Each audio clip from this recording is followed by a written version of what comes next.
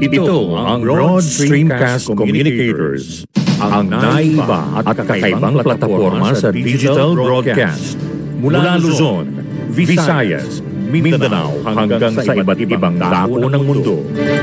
Broad Stream Cast Communicators, ang sandigan ng sambayanan mula sa walang labis at walang kulang na pagbabalita, paglilingkod, maglalahad ng mga mapagbuong komentaryo at usaping pambayan para sa kapakanan ng karamihan. Broad Stream Cast Communicators, tuwirang maglilingkod ngayon hanggang sa susunod na henerasyon.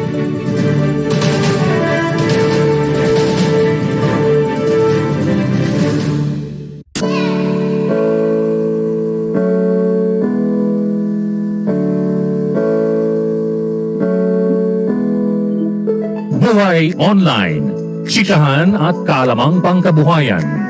Ating tunghayan, pakinggan at tuklasin ang mga pangyayari at kaganapan sa mundo ng online.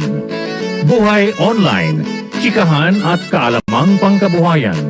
Alamin ang pinaka-latest trends mula sa trabaho at kung hanggang saan na ang narating ng teknolohiyang ito. At ngayon, narito na ang ating host, ang ating Techiemommy, si Jaye C. Bautista.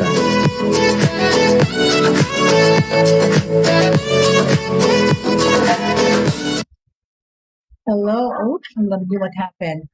And good morning. Magandang umaga. Happy Monday po sa lahat. Welcome to Buhay Online. On a Monday, June 27, 2022. Ayan po, last week na po na naman ito ng June. Nakatapos na tayo ng 6 months into the year. Can you believe it? 2022 is half over. Napakabilis naman po talaga ng panahon. Sandali lang po. Excuse me, Hendrix. Can you please close the door? Ayan. Nandito pa ako sa aming living room. Pinapakita ko lang po. But anyway, good morning. Thank you very much, Hendrix. Maraming salamat. Welcome po to Buhay Online. I hope na you had a good weekend po. However way you spent your weekend, sana po safe tayo. Umiinit na yung panahon. Well, it's 31 degrees today. Pero grabe sa Japan po, they're having such an parang heat stroke and hot spell. Yung mga estudyante ko po nagreklamo dahil sa kanila 35 degrees. Mas mainit pa sa Pilipinas na sa Japan ngayon.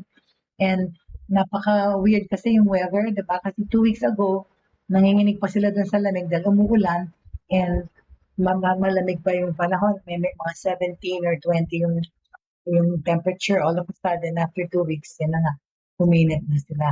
Hindi lang init-init. Well, people are speculating bakit. Is it because of climate change and global warming? Siguro nga.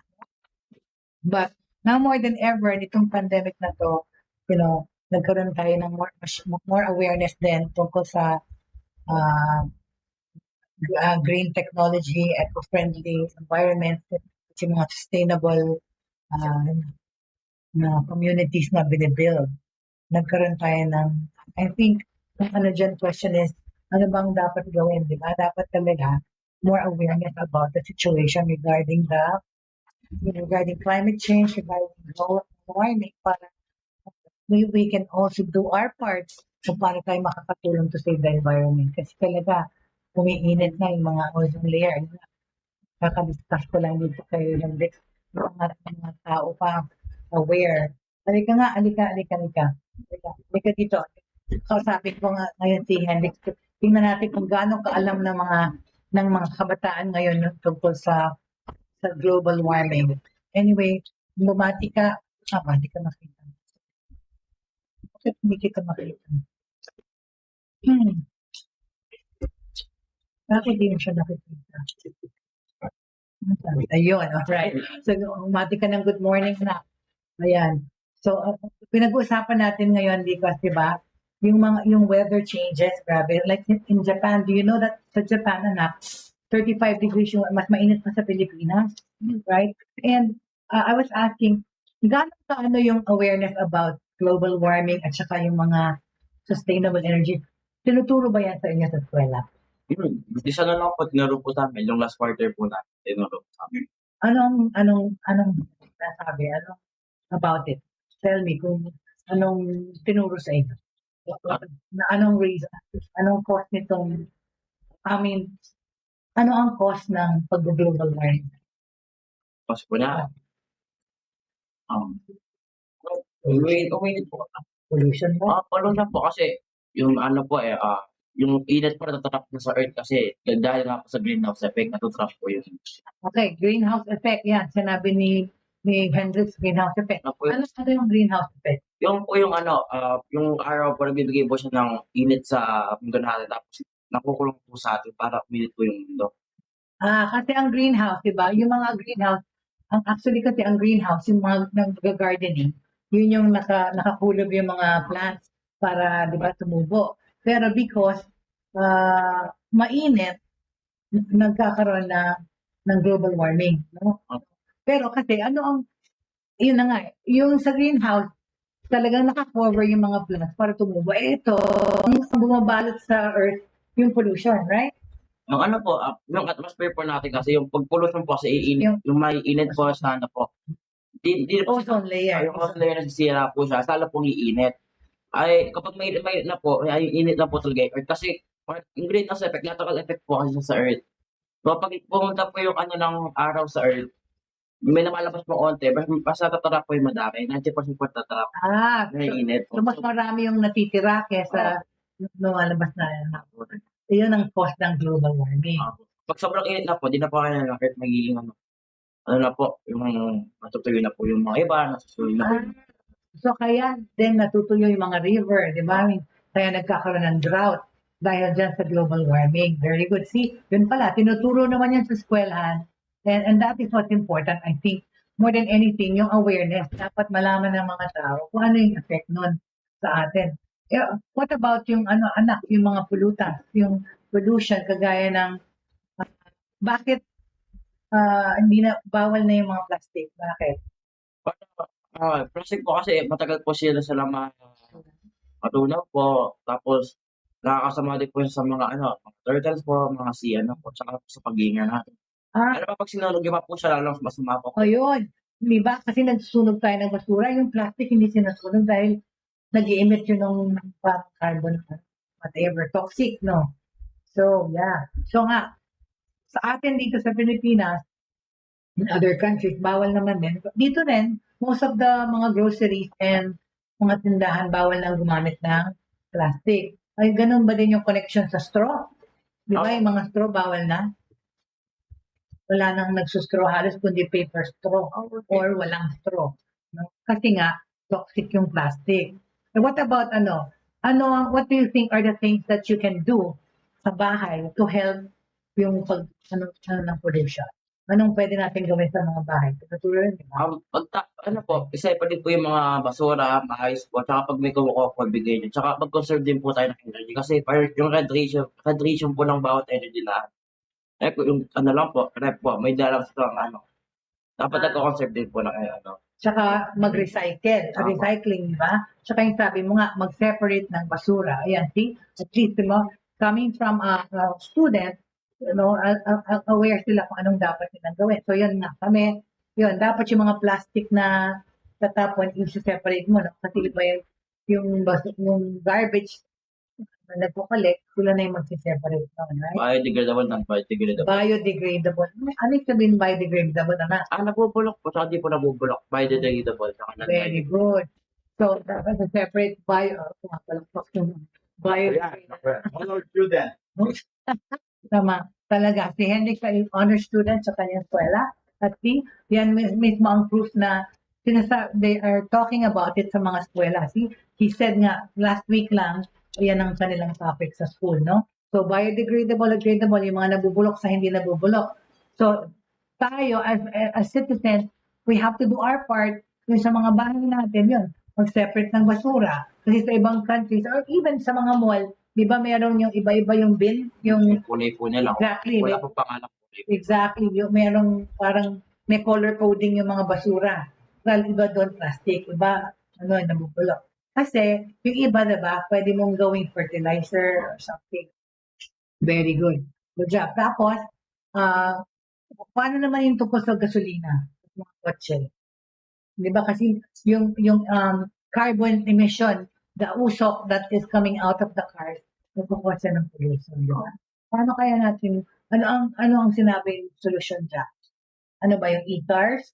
E-cars, e-cars na lang po halos lahat yung the best solution yan na kaya pagtitipid po talaga or hindi na po ginagamit. Exactly, or hindi halos maggamit ng kotse, mag-commute. Pero kasi yung, ayun ang tawag nun, yung fossil fuel or diba, yung gas. Kasi they're trying to, sustainable energy, yung solar energy, ganyan, tsaka geothermal. Peso kasi ngayon, mahal pa yung mga ganyan. Pero yun rin, yung e-cars sa Japan, nagbebenta sila ng mga e-cars. Tsaka kasi sa Japan, maliit masikip.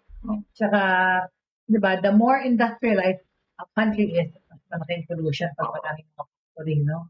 Kaya tayo, marami pa naman tayong mga wide open spaces. Pero, marami din sasakyan sa daan. Yun, kaya traffic. So, yun ang, thank you so much. Salamat, Alex, sa iyong knowledge. Thank you very much. Very good. So, yan. So, ayan po. There we have it. Narinig po natin, right? Straight from the mouth of a student, okay? Na sa mga eskwelahan, tinuturo naman yon. Sinasabi tungkol sa global warming, they talk about sustainable energy, they talk about green technology. Because that's what's important, is the awareness ng situation, di ba? Para makagawa ng move din tayo lahat towards helping save our planet. Okay? So, very good. Thank you so much to Hendrix Lakap for that nice information that he shared today, this morning, sa ating programa. Okay? Welcome sa mga nanonood. Thank you very much for joining us today. And on another note naman, tungkol sa COVID, diba, we're saying na baka mag-iba na naman yung alert level kasi dumadami yung infection. Well, with regards to the percentages of infections or Metro Manila's COVID-19 positivity rate, okay, has jumped from 3.9% to 5.9%, sabi ng Okta. My gosh. Yan na naman, in-expect na naman natin yan, right? Okay, we already expected that. The COVID-19 positivity rate in Metro Manila has jumped to 5.9%. Independent Pandemic Monitor Okta Research Group said today in the news, okay? Okta fellow Guido David said, the positivity rate of the metropolis increased to 5.9% as of June 25 from 3.9 noong June 19. So tumaas po ng 5.9%. Pero safe levels pa ba? Safe levels pa ba tayo? Alert level 1 pa ba? Well, positivity rate refers to the percentage of people who were positive for COVID-19 among the total number of individuals tested for the virus. The World Health Organization or the WHO recommends testing positivity rate dapat ay less than 5%. Yan ang sinasabi ng World Health. Pag lumampas doon, mag-iiba ng alert level. Well, positivity rates in select regions, okay? NCR positivity rate. Ang NCR po, ang positivity rate is, okay, sige, pakita na lang natin. I will just pick it up so that you can see it on screen. Kung anong nangyayari ngayon sa mga lugar, iba't ibang lugar. Sandali lang. Bear with me as I pick it up. Okay. Sensya na. Ito po. Ayan. Ang percentage ng pagkalat ng positivity rate. Sandali lang. I'm just gonna pick it up. Hold on.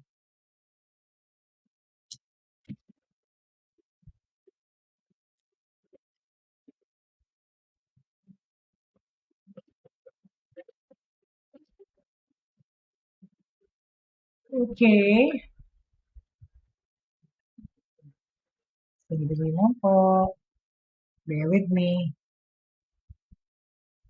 So that I can show you po. Alam na kung anong area, kung anong positivity rate sa area nyo. Alright?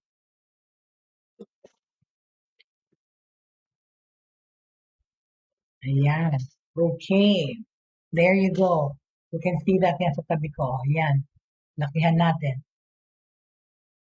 Okay, so as I was saying, ayan, positivity rates are in select regions, okay? On June 22, Metro Manila has already breached the World Health, or the WHO, or World Health Organization benchmark. In his post last week, the vid showed that the positivity rate in Rizal province jumped to 11.9% from 6.3. Sa Rizal po ito, yan, madami. Yan po, Laguna and South Cotabato posted 7.5% and 7.4 positivity rates from 3.1.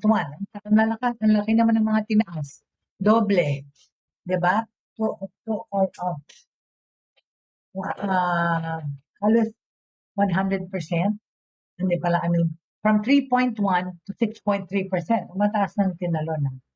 Cavite, okay, ang Cavite, meanwhile, reported 6% positivity rate from 3.6. Batangas, Benguet, Bulacan, Cagayan, Cebu, Iloilo, and Pampanga also recorded a spike in their COVID positivity rates, according to Octa. Kasi in-expect na natin talaga po after the election na talagang mag-spike yan. Kasi, di ba, wala namang social distancing na ginawa sa mga kampanya. So, hindi na tayo siguro dapat nagtataka. Pero ang gusto nating iwasan ay dumami na naman para balik naman yung alert level sa 2. So, sana huminto na yung pag-spread. Okay? Well, all right. So, that's what I can say about the COVID-19 situation. So, more technology in the Philippines. Right?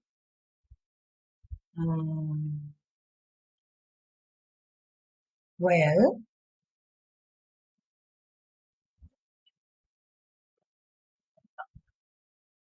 wala kasi dito sa Pilipinas ang mga news ngayon regarding yung sa Delima or yung mga installation ng mga bagong officials. And of course, we're still into Pride Month, right? We talked about yung kung paano yung TikTok to celebrate yung Pride Month. But, okay.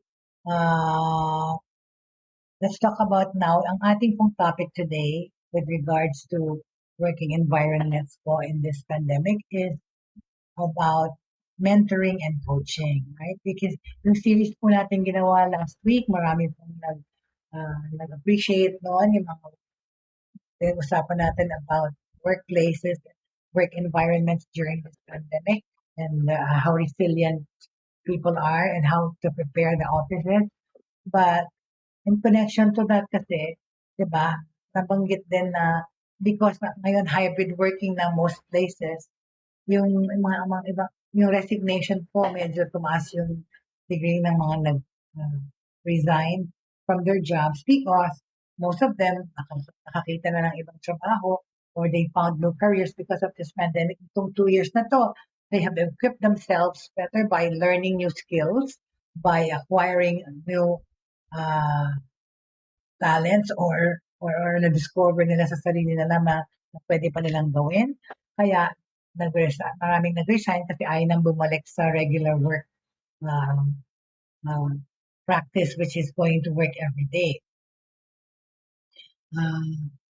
Kaya nga, the growth of remote working was causing many employees, it caused many employees to rethink about their approach to their workdays, diba?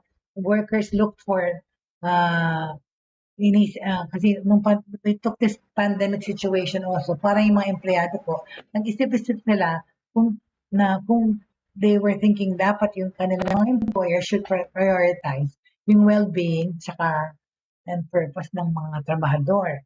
Diba? Yung pagka-constant na pag-check PCR test, hindi lahat ng kumpanya ginagawa yun. Tsaka, this pandemic situation has brought about flexible working conditions, work-life balance, and skills development ay naging importante sa panahon. Okay? People power is on the up. Talaga naman. So, ano yung mga feeling ng mga tao. Yan ang nangyayari ngayon. Right? So, in that, okay, hold on. Oops. On this note, okay, we talk about mentoring versus coaching in the workplace, all right? Okay. Uh, we've talked about employment services, employment work ethics. Naman, pag-usapan natin today yung tungkol sa mentoring and coaching, right? That is our subject matter for today. Mentoring versus coaching, okay? What is the difference? Because ang ibang tao, they think of mentoring and coaching as the same, right?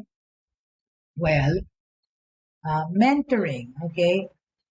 We talk about mentoring. Mentoring is an informal association focused on building a two-way, mutual, beneficial relationship between two people for a long-term career movement. So, in a mentor, parang sponsor parang gano'n, na ikaw yung naggagabay or nag-guide towards somebody to achieve yung kanyang ultimate na capacity para gawin yung trabaho niya. Pero kasi ang coaching din kasi, di ba, tinuturuan, pero may difference. Ito is an informal association focused on building a two-way mutually beneficial relationship. Ang coaching naman, okay, is partnering with clients or in a thought-provoking and creative process to inspire them to maximize their personal and professional potential. The process of coaching often unlocks previously untapped sources of imagination, productivity, and leadership. Okay? Well, kung hindi pa natin masyadong maintindihan yon, okay, let us know the difference, okay? Let us know the difference between coaching and mentoring, all right? Okay. Umpisa natin. One of the most frequent questions that I am asked, okay, is what is the difference between coach and mentor? Kasi po ako, my company, Media Whiteboard, we also do mentoring and coaching sessions. We train, okay? Iba pa naman yung training session. Ano rin ang difference niyan? Because we have training programs on English mastery. We have training programs on personality development. We have training programs on ESL or online teaching. Yan po yung company ko. That's what we do. And we know so much that the difference between coaching and mentoring. So yan po ang frequently asked question. Ano ang difference between a coach and a mentor? While the skills required are similar, okay? Magkapareho naman yung nire-require na skills. Both are used as professional development tools. The structure and the outcome are different. Yun po, nagkakaiba po dun sa result. Okay? Okay? Ang unahin natin pong intindihin to by defining, okay? Again, the coaching and mentoring, okay? Ulitin natin, ang coaching, di ba? Kanina, una ko yung mentoring. Coaching is partnering with clients in a thought-provoking and creative process that inspires them to maximize their personal and professional potential. Yan po ang coaching. Ang mentoring naman, a simple broad definition of mentor is an experienced and trusted advisor. Yun nga, parang nagsusponsor sa'yo. Kunyari, bagong doktor, ang mentor mo is a seasoned doctor or an experienced doctor para mag-mentor sa'yo. Okay? Experienced and trusted advisor. Okay? Or nakakatanda sa'yo sa industriya. Kung ako, for example, or even kung yung mga artista, they get mentoring. For example, nag-workshop sila sa pag-acting. Ang teacher nila is yung multi-awarded na artista. Yan po, mentor niya. No? Ng bagong artista. Okay? So, mentoring is defined as an employee training system under which a senior or more experienced individual, yun ang mentor, is assigned to act as an advisor, counselor, or guide, or guide to a junior trainee. Trainer ka na nga rin. Yun, yung trainer tsaka coach, pareho, right? The mentor is responsible for providing support and feedback on the individual in his or her charge.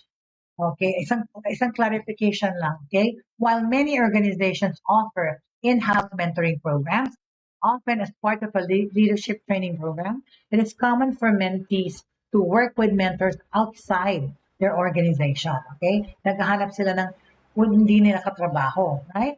Parang mas mabuti yung feeling, no?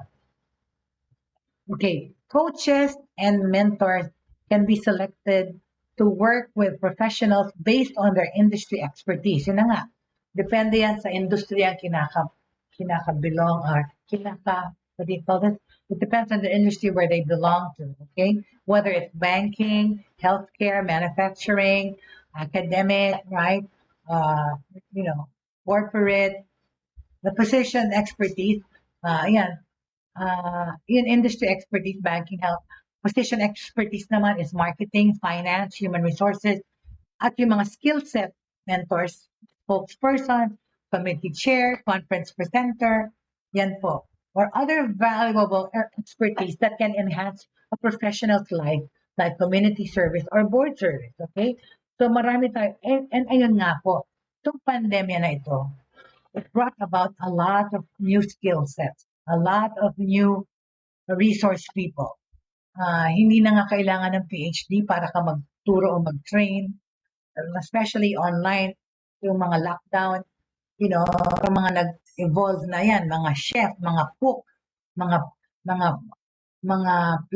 plantitos at plantitas, mga CrossFit trainers, Zumba instructors, yoga instructors, see this kind of, and of course, teachers online, trainers and teachers and tutors online, naglabasan, and even undergraduates, pwede na magturo, pwede rin maging customer service representatives, and pwede kang life coach, yun nga, yung life coaches, parenting coaches, maraming mga parang trabaho rin na and expertise that were brought out by this pandemic situation. At yun nga, nauso yung coaching at mentoring, okay? For example, okay, the best way to understand how coaching and mentoring relationships are structured is to do a side-by-side comparison, okay? Kailangan kong pakita sa inyo to. Hold on a second. I'm just gonna take a shot of it, alright? Kasi hindi ko ma-share yung screen. Hold on, please. Bear with me.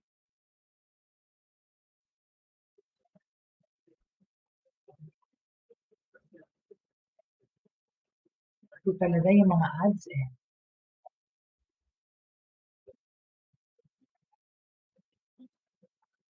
Okay. I'm just gonna bring it out. Pasensya na. There you go.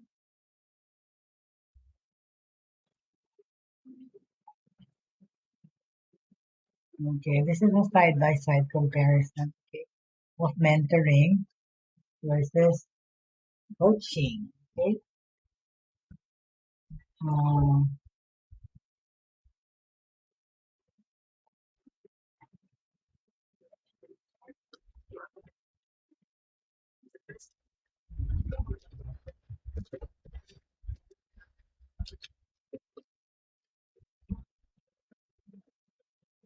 All right, okay.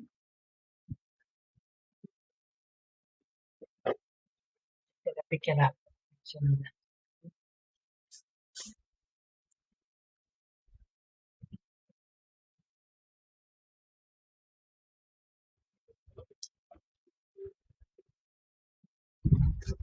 All right, there you go, okay?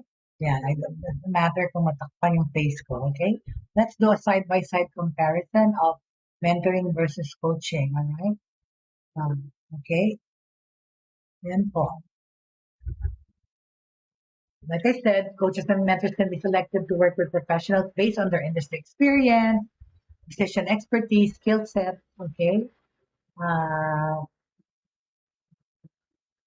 Or other valuable expertise that can enhance a professional life or the job of a person. Okay, the best way to understand how coaching and mentoring relationships are structured, let's do a side-by-side comparison. Yan po. Okay? Sa time frame, ang coaching po, relationship is more likely to be short-term. Okay? Up to 6 months or 1 year yung pagpo-coach with a specific outcome in mind. However, some coaching relationships can last longer depending on yung goals na sinaset nyo. Tama naman talaga. Case to case, in other words, right?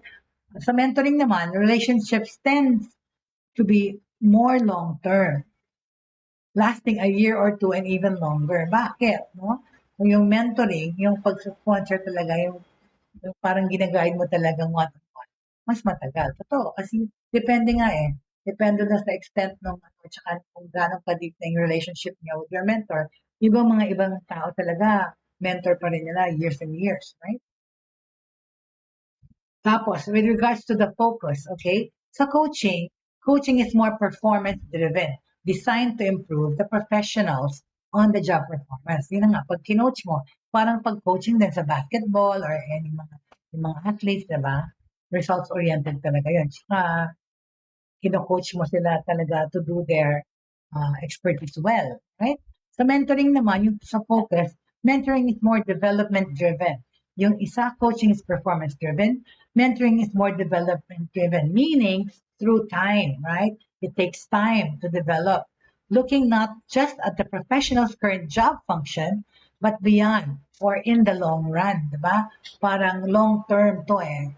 A more holistic approach to career development. So, parang ginaguide mo siya how to be effective sa kanyang area of expertise or professional life, diba? Through the years or through the time, hindi siya natatapos kasi patuloy yun. As we are, like I said, as we are living and willing to learn, so is learning, diba? Like, goes on. Diba? So yun, ang mentoring po ay more long-term and development-driven as opposed to performance-driven yung coaching, right? Let me just check na my ano. But, okay. So,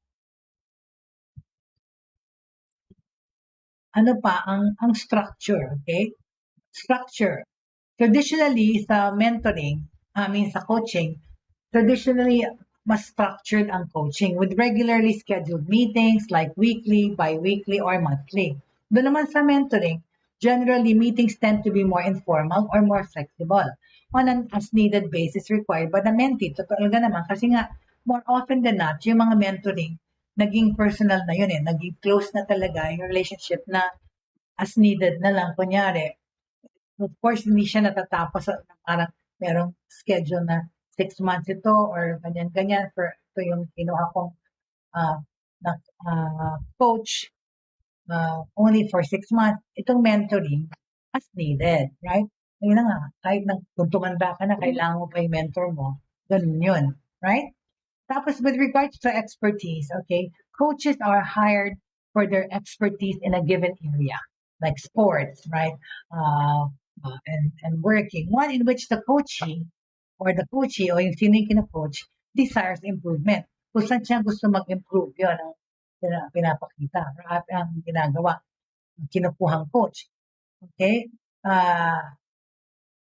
Example is presentation skills. Yan po yung tinatrain namin, di ba? With the whiteboard. Kung ang nagpapakoach ko on presentation skills, leadership, interpersonal communication, sales, how to pitch a sale, yan po, merong time frame, tsaka depende nga sa expertise. So, ang mga kinukuha mong coach ay makaka-guide sa'yo or makakapag-train sa'yo actually dun sa expertise mo, right? Doon naman sa pagme-mentor, within organization mentoring programs, mentors have more seniority and expertise in a specific area. Yun nga yung sinabi ko. You hire a mentor that is quite or very, very knowledgeable and really noted doon sa field na gusto mong i-develop, right? Kagaya nga nung sinabi ko, yung example ko dyan, yung mga artist or actors na nag-workshop. Nahanap sila ng mentor. For example, si Loris Gillian, ginagaya niya kunyari yung yung mga artistang bata, whatever, or si Julia, kanya-kanyari, Julia, to like this, ang kanyang mentor ay si Loris Gillian. Sa acting, whatever, they'll get a mentor who will guide them, train them. The mentoring, with organization mentors are more seniority and expertise mo hinahanap nila sa mga mentors in a specific area. The mentee learns from and is inspired then po by the mentor's experience. Yun nga po, gaya niya. Or kung gusto mo maging director, yun na nga, nag-mentorship ka under Lois Galen because alam mo, they're awarded and there are many feathers in her cap. Yan po ang mentoring. Sabihin mo naman, coaching, ganun din pala. Like sa mga basketball, hindi naman sila kukuha ng coach na walang experience. Yes, but it is only, they only get them for a certain time. For example, they're preparing for the BA, MBA, whatever. Siyempre, kina-coaching buong team buong taon para to prepare for the games. Yung mentoring naman, patuloy-tuloy, right? Right? So, entiendes? I hope so. But, okay. Agenda. With regards to agenda, the coaching agenda is co-created by the coach, okay, and the coachee in order to meet the specific needs of the coachee. Okay? Meaning, pareho ng pag-uusapan yon kung anong agenda para yung mga needs ma-address. The mentoring agenda is set by the mentee. Okay? The mentor supports that agenda. So, ang baliktad dyan is, sa coaching, ang agenda po, shared.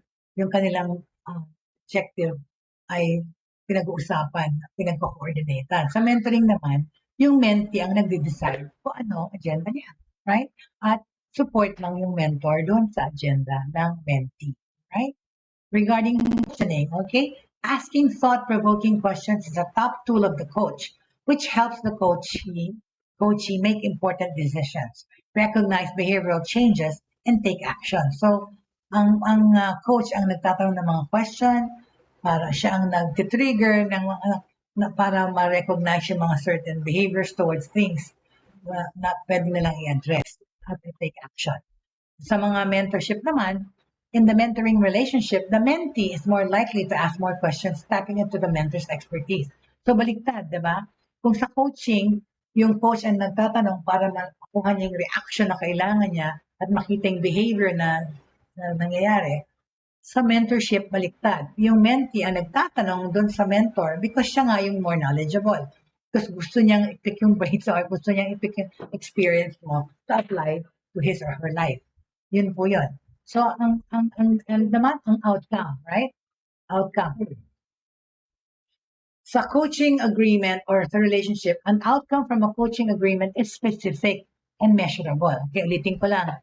Sa pag-coach, yung outcome is specific and measurable. Kaya nga, pag-coach ng basketball team, nanalo yung team mo. So, obvious na yung outcome ng pag-ginawa mong pag-coach ay effective, right? Because it's showing signs of improvement or positive change in the desired performance area. Yung ginagawa ko niyan talagang physical example, yung pag-coach ng basketball team. Yun na nga, pag nanalo yung team mo, ay effective yung pag-coach mo, right? Very obvious, okay? Tungkol naman sa mentorship, outcome from a mentoring relationship can shift and change over time. See, nagbabago siya, okay? There is less interest in specific measurable results or changed behavior, and more interest is put on the overall development of the mentee over time. So, hindi yan set na outcome. Hindi yan set na result. Because nga, you are developing, right? Dinidevelop. So, yan ang ibig sabihin nun na hindi siya measured. Because in time, bumubuti pa, diba, nagde-develop pa, na habang nagme-mentoring, hindi natin ma-measure kung ano na, kung tapos na or kung nag-ultimate, umabot na sa ultimate yung pag-develop mo. But see, so that is the difference. Okay? Now that you have a basic understanding of the difference between coaching and mentoring, how will you know which is the best which is the best? Are you going to work with a coach or work with a mentor? Okay? Okay. Ngayon, pag-usapan natin kung kailan tayo gagamit ng coach, kailan tayo kukuha ng mentor. Because for some people, it's hard to differentiate that. But then, I have just given you a basic understanding of the difference between coaching and mentoring. So, kailan tayo nangangailangan ng coach? When will we use a coach, right? Okay. Let's go by. Okay, let's see. Happy birthday nga pala. Yeah, birthday greetings are in order. Happy birthday to my schoolmates and my Mercada and my longtime childhood friends, San Diego, Del Rosario. Happy birthday, tell you today, June 27. And yesterday, happy birthday to Cara, Pascual, my schoolmate naman din from Marinol. Happy birthday, Cara. Yesterday, okay? Maraming. And also happy birthday to Kauhi, the son of Abby, my co-teacher and co-tutor in my ESL platform. So those are my birthday greetings po. And hold on a second, tuloy ko lang.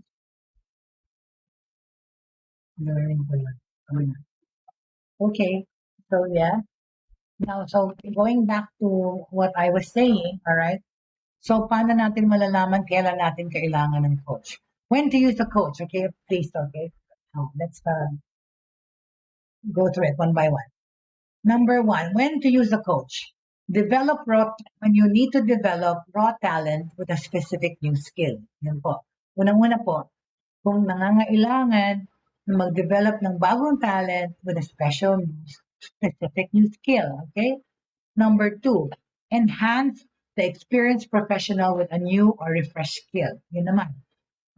Yung professional na, pero kailangan mo siyang dagdagan yung kanyang skill or i-refresh, parang improve yung existing professional skill na itong i-coach mo, right? Ano pa? When do you use a coach?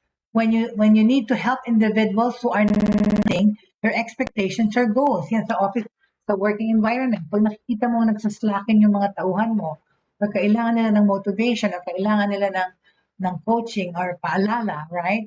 That's when you need a coach. When you see, when you want to help individuals who are not meeting expectations or goals. Number four, when you want to assist leaders in coping with large-scale change through a merger or acquisition. Kung yung company nyo is going through mergers and acquisitions like managing new blended work teams and adapting to the merging of company cultures. Ayan, importante rin yan po magkaroon ng coaching. Kasi ano yan, team effort rin na kung paano mo i-advise o i-coach tong mga mag-blend or mag-work together sa mga bagong kasama sa trabaho. Diba? Yung mga bagong papasok pa lang sa existing work environment, work teams, okay? Adapting to the merging of company cultures. So, kailangan ng coaching yan. Ano pa? When you need to prepare a professional for advancement in the organization, ayan, kunyari, bibigyan ng promotion, malaking promotion with a new title. You know, sometimes they need coaching too, okay? Preparing a professional for advancement. Yeah. And then, ano pa? Improving the behavior in a short period of time, like coaching an executive to address the media on a specific topic. Ano naman to? Kunyari, a certain, yung bagong hire na CEO or bagong hire na marketing director, if they need coaching kung tungkol sa PR, kung yung mga iba kasi hindi naman sanay mag-speech sa media, or when you need to address certain issues of the company, kailangan din yan ng coaching, okay? And working one-on-one with leaders who prefer working with a coach rather than attending public training programs. Ayan na nga. Ito yun, yung kunyari personal. If ayaw nilang mag-attend ng seminar, so mag-hire na lang sila in-house ng coach, okay? To work with the leaders and train them towards public speaking or train them how to write speeches or whatever it is na kailangan gawin na ayaw nang mag-attend sa public, pwede din sila mag-hire ng personal coach. Okay? Ganun din naman yung personal trainers, diba? Pag physical. Pag ayaw pumunta sa gym, pupunta na lang ng physical trainer. Parang ako yung PT ko. Ayoko nung pumunta sa ospital para magpa-PT. So yung coach ko, yung trainer ko, sa bahay na lang nagpupunta para dito sa leg ko. Yan ang aking PT, personal coach. Okay? So, when do we use naman a mentor? Right? When do we use a mentor? Okay, we go there. Well, when we need to motivate talented professionals to focus on their career life development. Ayan po again, the operative word is development. Okay? Uh, how do we motivate talented professionals to focus on their career life development? Sandali lang, makikipakilang po ako sa ating kasi yung tubig ko ay dry na, whatever. It's okay. Anyway, how do we motivate talented professionals to focus on their development? Ayan, doon na lang ako hihingi sa aking partner ng water, please. Thank you so much. Sorry. Kasi, salamat, Jenny. Thank you so much. So, yeah. How do we motivate yung mga professionals na to focus on their career life development? So that's when you need a mentor. Okay?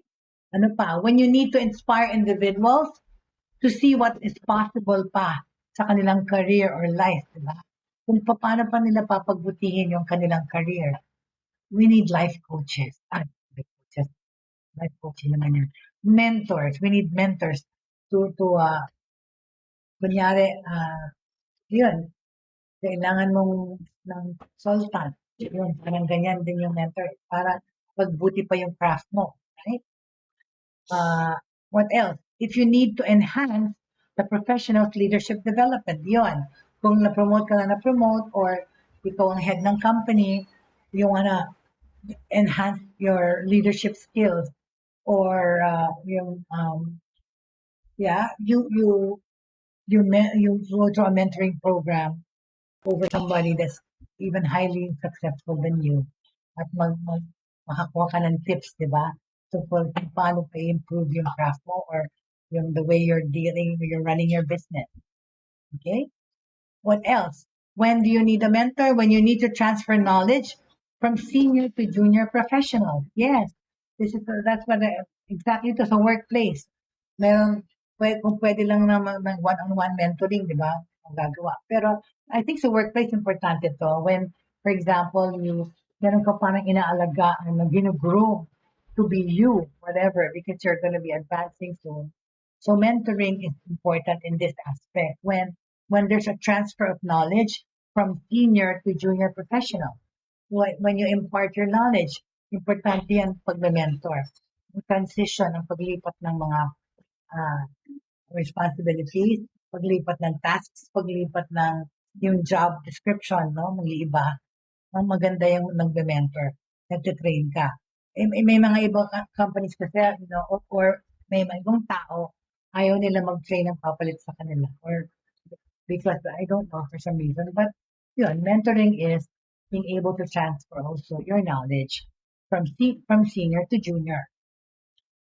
Ano pa? When you want to broaden intercultural or cross-cultural ties within the organization. Yep. Because of course, nowadays we want diversity in the workplace. We want to be able to know and mingle and work with different cultures. And if you want to do that and broaden this your horizon with regards to this topic, you need a mentor to do that because some people can't work, are not used to working with foreigners, okay? And siguro yung company can hire a mentor to do that so that we can train the employees to work with other people from other countries. So to broaden the intercultural or cross-cultural ties within your organization. Kunyari, international company ka, iba-ibang lahi ang nandyan. It's also important to get to have a mentor who's well abreast with dealing with foreign workers, right? Siguro, you will get mentoring from somebody who's well traveled and who's experienced living abroad from their own country and working in that kind of environment. Okay, so let's talk about choices. Okay, when deciding whether to use a coach or a mentor, okay, importante kasi is you consider the goal that you wish to achieve. Yung objective nyo, alamin nyo, right? The coach and the mentor sila yung tutulong sa mga professionals in different ways to accomplish their goals, right? In fact, some professionals use multiple coaches, totoo, or multiple mentors throughout their careers, pa-iba-iba. Talaga naman kasi iba-ibang aspeto ng kanilang professionalism ang gusto nilang ma-develop or ma-improve, right? Depending on their desired goals, right? In both coaching and mentoring, ang importante po ay trust, respect, and confidentiality are at the, yan po ang mga at the forefront ng relationship. Hindi ka makakapagkuha ng coach or mentor na hindi mo tinatrust. Kasi para na rin ano yan pare na kinukumpisalan, your secret is safe dapat with them. That's why they have to also vow to confidentiality because hindi mo naman dapat i-share sa ibang tao yung mga trade secrets or mga ganyan. Siguro, okay? Okay, let me give you an example of how a coach and a mentor could be used. Okay? Okay. Sandali lang. Kunyari, take the case of si Jeremy. Okay? Si Jeremy ay isang energetic sales associate who has been identified as a high potential. Meron siyang mataas na potential. While he is energetic and enthusiastic in sales team meetings, he turns into a different person when he is in front of senior managers. May ganyan Pagka doon lang sa mga kapantay niya, okay siya. Pero yung iba, biglang, when pagkaharap na with senior managers, he becomes nervous, he fumbles, he becomes clumsy, and his mind wanders. Parang ano siya, what do you call it, na-intimidate. His boss decides that he should work with a coach. So ang ginawa ng boss niya, nag-hire ng presentation skills coach to help Jeremy deliver more engaging presentation. A presentation skills coach will give Jeremy the specific tools that he needs to ease his tension, para mag-relax siya, wag maging tense, wag maging ma-intimidate, and allow him to focus and apply his natural energy sa presentations niya. Pag nag-present siya sa harap ng senior managers, hindi siya magbabakal, hindi siya na-nervousin, kung paano siya mausap sa kanyang mga colleagues. Ganun na rin dapat with the same bravado, the same energy. Okay? Since Jeremy is new to the sales department, who has been identified and a natural, pero as a high potential, at saka parang natural siya sa customers, nakita ng boss niya that his career potential is there. Okay? So para to help him, he got him, okay, he got him some help, okay? He sees a bit of himself kasi nakita ng boss niya yung sarili niya kay Jeremy 20 years before. He wants to groom Jeremy for a management position in the next few years. The boss has two options, okay? To mentor himself. Dahil siya yung senior, saka nakita nga niya yung sarili niya kay Jeremy. Dalawang option niya. To mentor Jeremy himself or to find another senior level sales professional to mentor Jeremy. Sometimes the boss plays the role of a coach or mentor. Yun na nga yun. Sometimes it is more appropriate to select another person either inside or outside the organization. In most cases, mas nagugustuhan nilang mag-hire from outside. Kasi, di ba, yung boss nila, katrabaho, nakikita nila araw-araw. Okay? Not unless talaga, build ka ng ganong relationship na gusto mo, mas proud ka naman talaga maging mentor mo ay yung boss mo, right? Especially idol mo siya or magkasundo kayo talaga. So, but, sometimes nga, you have to get inside or outside the organization to assist the professional who needs help. Once you see the early results, you will know that if your decision was the right one or if it needs to be modified. So, yan po. Okay? As you delve deeper into working with a coach or a mentor, we have to consider these following tips. Okay? Unang-una, like I said, decide kung anong kailangan yung assistant. Decide what assistance you need. Okay?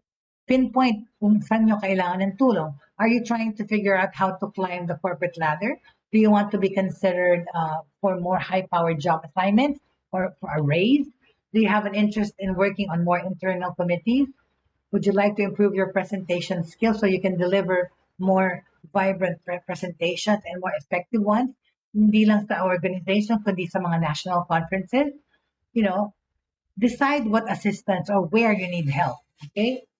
Sunod, trust and respect your coach and your mentor. Okay? Every meaningful relationship is built on the foundation of trust and respect. You must trust your coach or mentor to provide you with the expert guidance, the feedback, and support based on his or her life experiences. Kaya nga siya yung nakakatanda, siya yung mas nakakaalam, siya yung experience. Pero hindi necessarily mas matanda, mas experience, right? Okay, establish ground rules. Determine how often you want to meet, how long your relationship will last, outline your roles, and the importance of confidentiality and trust, and preferred methods of communication kung paano kayo mag-uusap. Okay? Determine your outcome. What do you want to have happen to you at the end of this mentoring or coaching session? Diba? Discuss this with your coach and your mentor. Kung anong eventuality ng inyong relationship. Open your mind and your heart, okay? Learning from someone who has more experience than you, who can share successes and failures openly, is a tremendous gift, di ba? Para ka makatuto from somebody who's been there, done that. The key to getting the most out of a relationship is your ability to enter into a relationship with an open mind and an open heart as possible. Don't be judgmental or too hasty in your decision. Expect the unexpected, right? As you can see, being involved in a coaching or mentoring relationship can enhance your professional as well as your personal life in a ways that you could not achieve on your own. Kaya ka nga kumuha ng mentor at coach. Keep your mind open to the possibilities. Okay? Kasi pwede pa yung mag-evolve, mag-develop na gaya ng pag-mentor, right? When you have been coached and mentored, then you can pay it forward by coaching or mentoring others.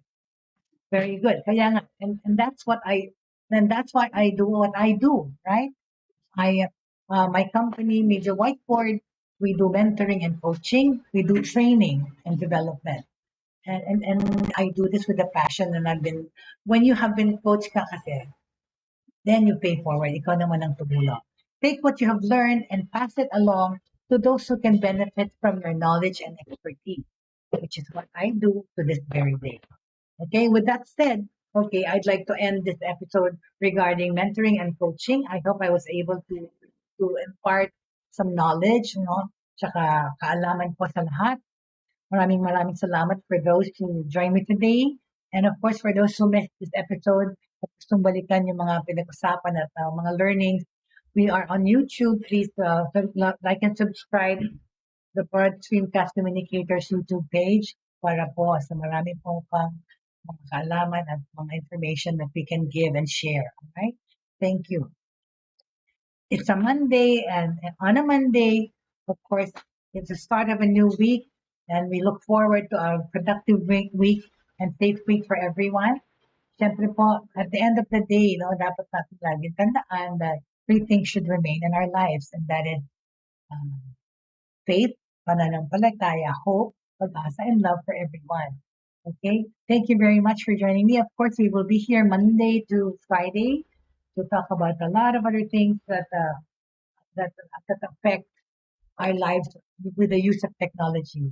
Thank you so much, and magkita-kita po tayo ulit bukas. Again, happy birthday to Karen Pascual Gonzalez, Karen, my Marymount schoolmate, and my high school and college and life barkada and kumare San Diego del Rosario. Happy birthday to you. And thank you so much for joining me today. Bukas po ulit sa Buhay Online. Maraming salamat.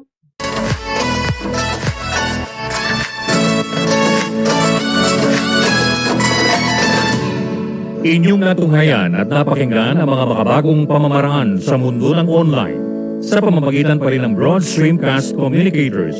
Hanggang sa muli, maraming salamat po.